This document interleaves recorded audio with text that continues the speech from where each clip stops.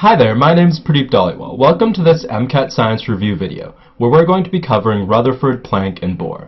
Unsurprisingly, this video is going to be starting with an exploration of the work of Rutherford, Planck, and Bohr. And then we're going to look at electron excitation, as well as atomic emission and absorption. By the end of this video, you'll be able to use the theories and formulas proposed by Rutherford, Planck, and Bohr to explain atomic emission and absorption.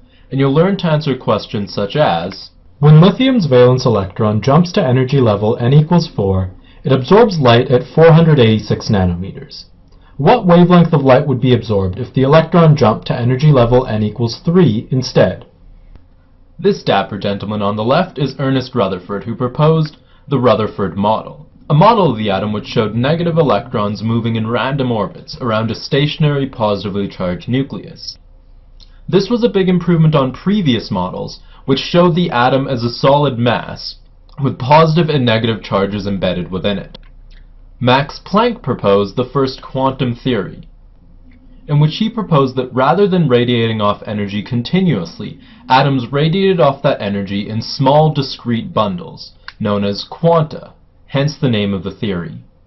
So if on a very short time scale you looked at the energy released by an atom, previous models suggested that it would follow a linear curve like this, whereas Planck showed that it would take on more of this stair-step shape.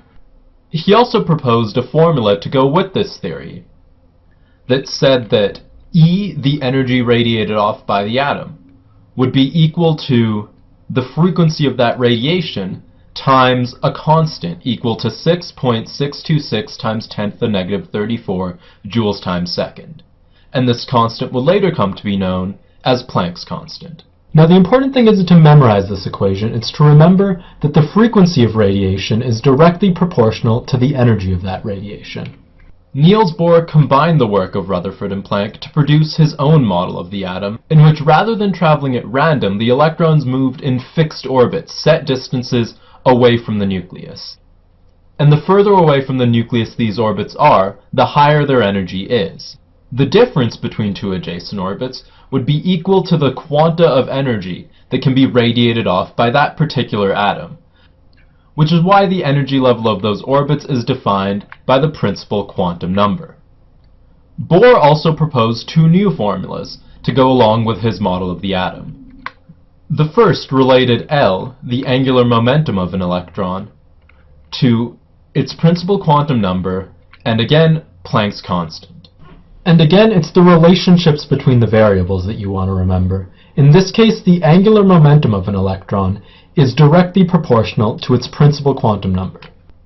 The second related the energy of that electron to its principal quantum number, as well as a new constant equal to 2.18 times 10 to the negative 18 joules per electron, also known as the Rydberg constant. Now the relationship between E and N in this equation can look inverse at first because N is in the denominator. Because of the negative sign in front of that fraction, E will actually increase as N increases, and that increase will be exponential. Now that you've got a basic understanding of Bohr's model of the atom, let's look at how to apply that to understanding electronic excitation. To do that, we'll be looking at this Bohr model of lithium. At the moment, this model is in its ground state. That is, each of the electrons are at their lowest possible energy level.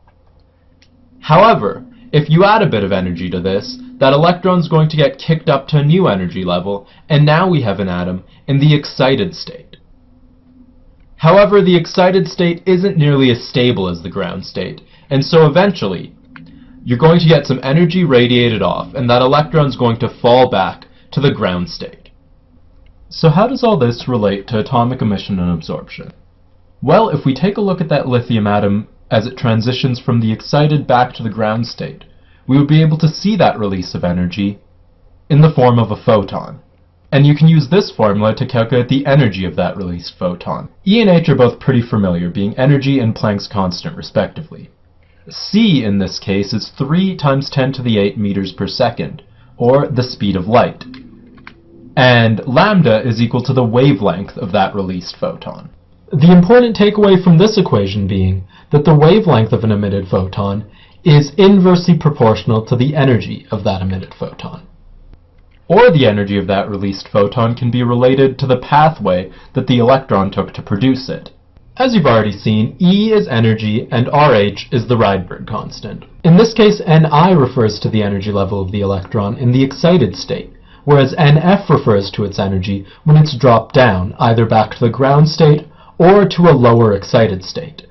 This diagram can look pretty overwhelming at first, but don't worry, you don't need to know any of the specific numbers that are here. What you do need to know is that this shows the three most common atomic emission series. The first, the Lyman series, shows energy drops back to energy level 1, and all the wavelengths here are in the UV spectrum. The Balmer series shows all of the energy drops back to energy level n equals 2, and all of the wavelengths here are in the visible spectrum. And finally, the Paschen series shows drops back to energy level n equals 3, and all the wavelengths for this one are in the infrared spectrum. So what about atomic absorption? In this case, we want to look at that lithium atom starting in its ground state. Just like with emission, that energy that we were talking about earlier happens to be electromagnetic radiation. So if a photon of just the right wavelength were to strike this electron, it's going to be absorbed and cause that electron to jump up to the next energy level. And the great thing is, all of the formulas for absorption are exactly the same as the formulas for emission, because it's illustrating the same relationship, but in reverse. The energy difference created by the movement of this electron is going to manifest itself in the form of a photon. Now that we're nearing the end of the video, let's come back to that question from the beginning. In order to answer it, there are two relationships from the video that you need to remember. The first is that the wavelength of an emitted photon is inversely proportional to the energy contained within that photon. And the second is that the energy absorbed by an atom is directly proportional to the principal quantum number of the electron in the excited state. Taken together, these mean that the principal quantum number of the excited electron is inversely proportional to the wavelength of the absorbed photon. So if we've got in this case an electron jumping to a lower energy level, we expect it to be absorbing a longer wavelength of light. And if we look at the answer choices, there's only one option that fits that description: A, 656 nanometers. Now let's try another question. To answer this, you first need to know that the valence electron of lithium is at the energy level n equals 2 in the ground state. And you also need to remember that as the principal quantum number of an electron increases, its energy will increase exponentially.